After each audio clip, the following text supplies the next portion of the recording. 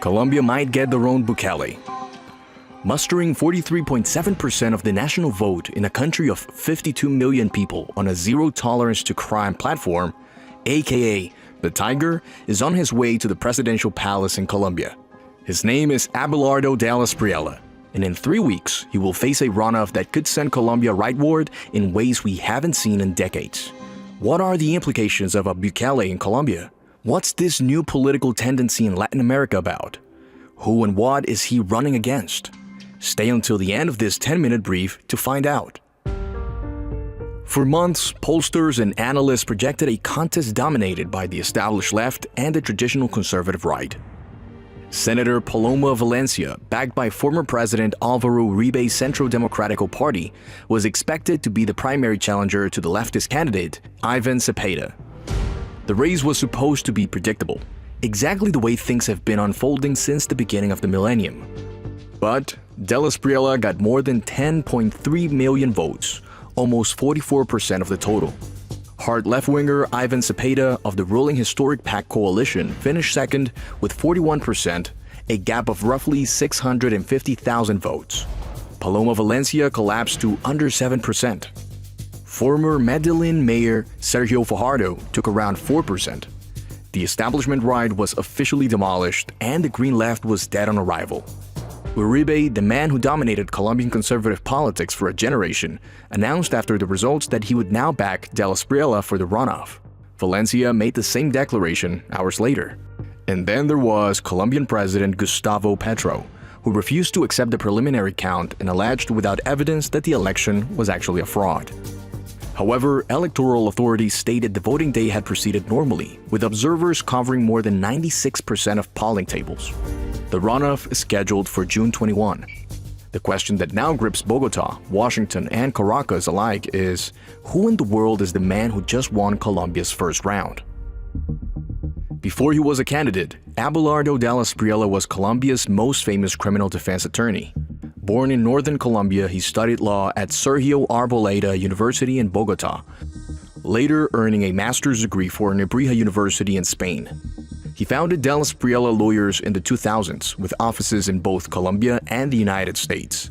His rise to national prominence came through his defense of controversial figures. His client list goes from Rosa Elvira Celi, a woman who was raped, tortured, and murdered, Natalia Ponce, an acid attack survivor. It also includes Alex Saab, the businessman accused by the United States of laundering money on behalf of Venezuela's Nicolas Maduro regime. De Espriella served as Saab's legal counsel from 2013 to 2019. His firm also represented David Murcia Guzman, the founder of DMG Holding, which Colombian courts determined to be the largest Ponzi scheme in the country's history. Guzman was sentenced to more than 30 years in prison for money laundering and illegally receiving funds. De Espriella also served as legal advisor to the United Self-Defense Forces of Colombia, a paramilitary umbrella organization that fought the narco-guerrillas in the early 2000s. De Espriella has consistently stated that his lawyer-client relationships did not involve any wrongdoing on his part. He frames these representations as the fundamental right to a legal defense, a cornerstone for any justice system. His opponents, including Iván Cepeda, argue the pattern of clients raises deeper questions about the candidate's loyalties and associations. However, what's also important is de Espriella's policies for Colombia. His central promise is a zero-tolerance approach to security. He has pledged to build 10 mega-prisons in Colombia's jungle, explicitly modeled on El Salvador's President Nayib Bukele's Secot facility. He has stated he will authorize the military to use maximum force against any criminal group that refuses to surrender. On peace negotiations with the guerrillas, he has been even more blunt. According to Reuters, de Espriella said, "In my government, there will be no peace processes. Criminals who do not submit will be taken down, as permitted by law." This represents a direct rejection of the approach taken by both the Petro government and, to a lesser degree, the previous administration. De Espriella argues that President Petro's attempt to pursue peace talks with guerrillas and criminal networks opened the door to more drug trafficking and illegal gold mining. His economic platform favors shrinking the state, lowering taxes, and eliminating what he describes as excessive business regulations. His critics describe the security proposals as a roadmap to authoritarian rule. His supporters described them as the restoration of order in a country where the armed conflict has resurged significantly in recent years. Both groups cite the same security statistics. But if you're still asking how does Del Espriella resemble Bukele, keep watching the video, take a second to like it, subscribe to our channel, and turn on the notification bell. To understand what Del Espriella is promising Colombia, you first have to understand what Nayib Bukele actually did in El Salvador and why half the continent is now asking for a version of it. When Bukele took office in June 2019, El Salvador was one of the most dangerous countries on earth. The homicide rate stood at 53.1 per 100,000 people, more than 10 times the United States rate in the same period. For decades, two rival gangs, MS-13 and Barrio 18, had carved the country into territories. Entire neighborhoods paid extortion fees. Businesses operated at the pleasure of criminal networks. Bukele's initial response was a program called the Territorial Control Plan, and over the following 3 years, more than 85,000 gang members were detained. A new mega-prison, the Sacat, the Center for the Confinement of Terrorism, was built to hold tens of thousands of suspected gang members in conditions that became globally notorious. Prisoners in white uniforms, shaved heads, holding cells packed wall to wall. The numbers that followed are genuinely remarkable. According to Salvadoran government data, the homicide rate fell from 53.1 in 2018 to 1.9 in 2024, a drop of over 98%. By 2025, the rate had reached approximately 1.3 per 1,000. The policy then became a blueprint.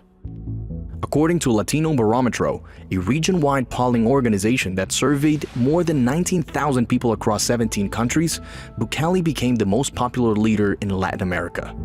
A November 2024 poll cited by Foreign Affairs found that 42% of Chileans wanted their next president to govern in a style similar to his. This is the political context in which a new generation of leaders has emerged across the hemisphere. Graffiti demanding a Peruvian Bukele appeared across Lima as Peru's homicide and extortion rates climbed. A candidate named Carlos Alvarez has explicitly described himself as the Peruvian Bukele, promising to designate all criminals as military targets. The appetite is real and it's growing. In Ecuador, President Daniel Noboa, a 36-year-old heir to a banana empire, took office in late 2023 and has since been trying to establish a Bukele-like model while facing a wave of violence from Ecuadorian gangs.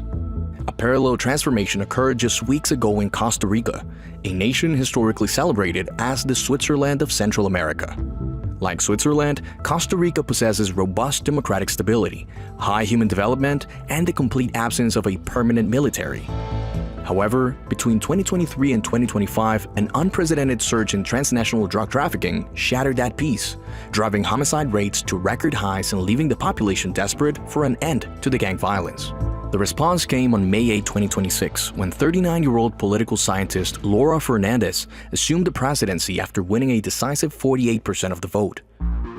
Dubbed by the regional observers as the female Bukele, Fernandez wasted no time targeting a judicial system she accused of operating like a revolving door for criminals.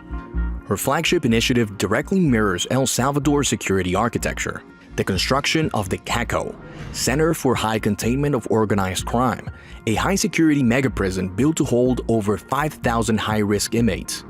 But here's where Colombia's equation becomes genuinely different, and where analysts who study this most closely are urging caution. El Salvador's gangs, however brutal, had a specific architecture. MS-13 and Barrio 18 were territorial, hierarchical, and extortion-based. They had identifiable leadership, chain of command, and a recognizable presence in defined neighborhoods. That structure is precisely what made mass arrest operations effective. Colombia's security landscape is something else entirely. According to Human Rights Watch's 2025 World Report, the Gulf Clan, a paramilitary successor organization, had a presence in 392 municipalities as of mid-2024. The ELN guerrilla operated in 232. FARC dissident groups operated in 299. These figures represented increases of 55, 23, and 30% respectively compared to just 3 years earlier.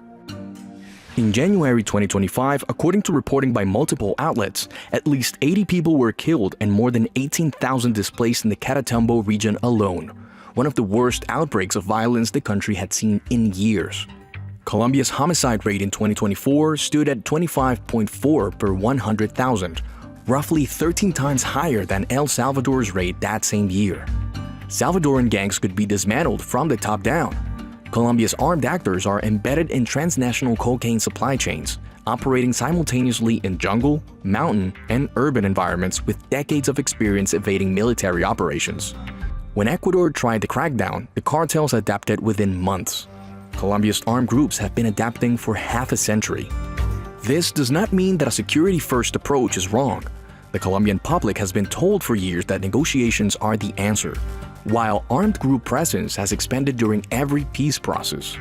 What Espriella is offering in the eyes of his supporters is the one thing that has never genuinely been tried at full scale: the refusal to negotiate at all, backed by a credible threat of force. Now, Espriella's foreign policy vision is as consequential as his security platform. He openly identifies Donald Trump, Argentina's Javier Milei, and Nayib Bukele as ideological allies. He has proposed withdrawing Colombia from the United Nations and from the Inter-American Court of Human Rights. On the United States specifically, the picture is more complex. Colombia remains the world's largest cocaine producer, and counter-narcotics cooperation is the central axis of the bilateral relationship regardless of who governs in Bogotá. Under Petro, Colombia's relationship with Washington became strained, but Petro visited the White House in February 2026 and agreed to significant concessions on drug interdiction and cooperation against criminal networks. Espriella's alignment with Donald Trump and his stated interest in full security cooperation would likely warm the bilateral relationship. Colombian-born U.S. Senator Bernie Moreno was in Bogotá on Election Day and publicly congratulated Espriella on his first-round finish. 3 weeks from tonight, Colombia will make a choice that might radically change the country in ways some might never have seen before. On one side, Iván Cepeda, a senator shaped by decades of the peace process, actively involved in the 2016 FARC Accord that disarmed thousands of fighters, running to continue and deepen the social reforms of the Petro years. On the other, Abelardo Espriella, a 47-year-old criminal lawyer with no government experience, 10.3 million first-round votes, the backing of Uribe, and a platform that promises to dismantle what he calls the architecture of failure by whatever legal force is necessary. What do you think? Who is the better option? Is Colombia's moment of frustration producing a necessary correction or something more unpredictable? Let us know in the comments, and if you enjoyed this video, take a second to like it, subscribe to our channel, and share it. Plus, turn on the notification bell. And if you want to stay ahead of our releases, click the link in the description or scan the QR code on the screen. See you in our next 10-minute brief.